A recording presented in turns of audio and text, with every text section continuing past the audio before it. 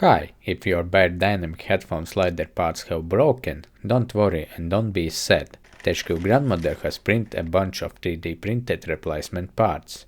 They say the sliders are made in Germany, but I'm sorry to say the quality is pretty poor.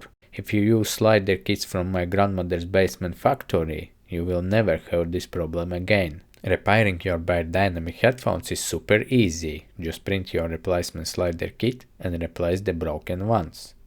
These replacement parts fit a lot of models. If you or your grandmother don't have a 3D printer, feel free to send me a private message to TechQ Instagram or Facebook, and for a small fee, my grandmother can send you a new replacement pair. If you have any questions, feel free to write them below this video, but now let's dive into the tutorial on how to replace broken sliders with new 3D printed ones.